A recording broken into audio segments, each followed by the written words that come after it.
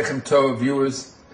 This is Rabbi Hershel Reichman with a Hasidic spark idea on the Parshat Vayishlach, our second one, taken also from Nesivos Shalom, the son of my Rebbe's Sefer on Chumash, and dedicated to the memory of Rachel Leah Bas Reb Chaim Tzvi Shalom.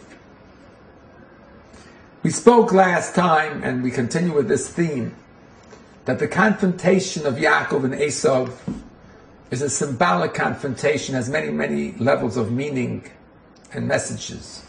And the one we want to focus on is on the message of the struggle between good and evil, which every person has. Esav represents the evil within the person, and Yaakov represents the good. And we know that Yaakov is afraid of Esav. He says, "Hatzileni no miyad ochi miyad Esav." Save me from my brother from Esav, which means that the evil side attacks us on two levels: as an Esav, as an out-and-out clear enemy, and as Ochi, as my brother, someone who I think is not a danger, someone I think is working with me and walking with me and taking care of me. He's my brother, and that is also could be an evil.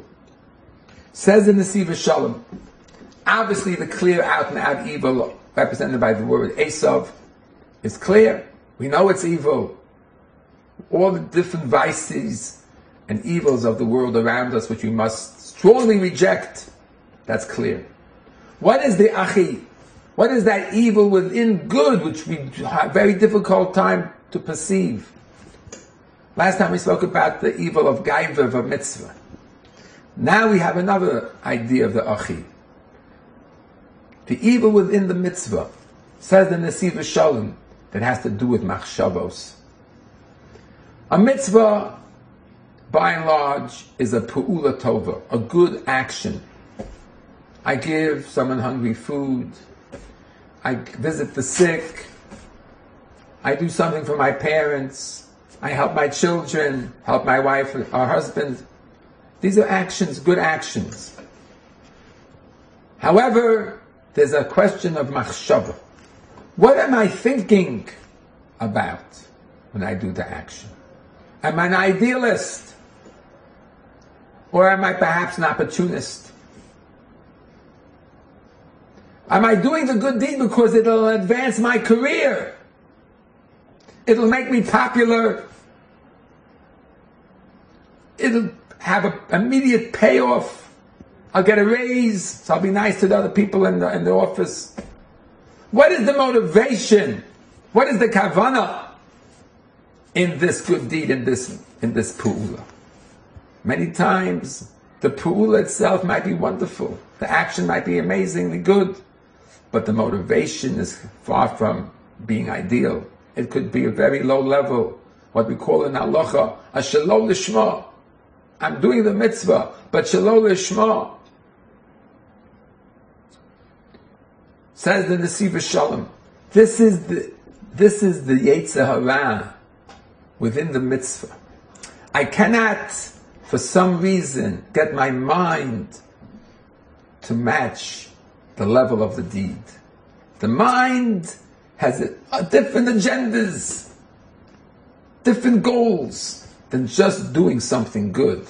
It does allow the guf, the body, and the person to do what's good in action, but not in thinking. And this second Yetzer Hara, my dear friends, is a very, very difficult.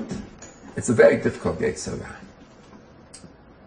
Because Rabbi's machshavos belevish, people are always thinking, and many of the thoughts which we think of are not even the things that we decide to think about. They just pop into our brain. Some people call it the chatter of the brain, the noise in the brain. But it's there, and it's not necessarily always the purest and best of thoughts. How are we supposed to deal with this question of the machshavos zoros? These idle, strange thoughts, which many times fill our brain, and in certain times even torment us. Because we don't want to think about these things, but they just come in. Even if we're doing the good deeds, the motivation could be wrong. The thinking could be wrong. Says Nesivos Shalom, a remarkable idea. It says in this parsha that Yaakov Avinu, in the fight, in the confrontation with Esav, had three strategies. Tefillah, Milchama, and Doron. Tefillah was prayer. So clearly, when we fight our own individual fight against our own evil sides, whether it's open evil